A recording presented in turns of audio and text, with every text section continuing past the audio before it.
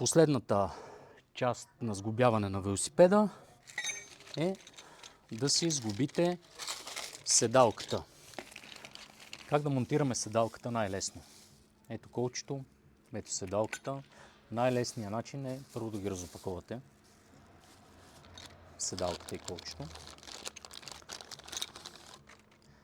Сега, тук има една особеност, на която трябва да обърнете внимание, и това е, че като развиете тези болтове, не трябва да ги развивате напълно, защото става много по-сложно монтирането на седалката. Тоест, развивате ги до една степен ги развивате.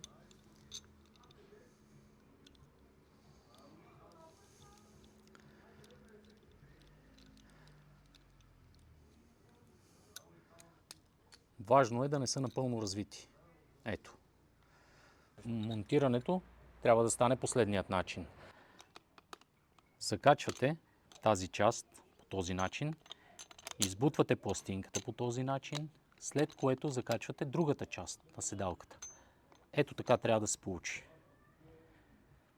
След което притискате долната част и завивате болтовете.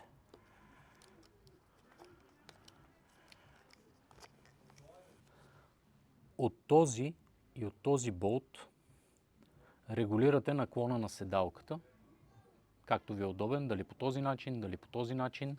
Това става, когато се разхлабва единия болт и се натяга другия болт и обратното.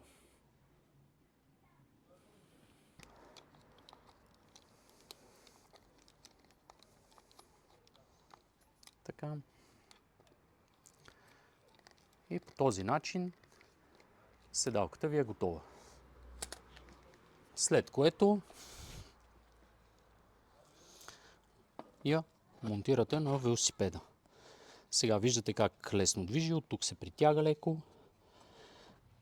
Отново трябва да се прихване, трябва да има съпротивление, за да не ви пада седалката. Виждате, съпротивлението е малко, завивате още малко, увеличавате съпротивлението. Ето това е монтирания велосипед.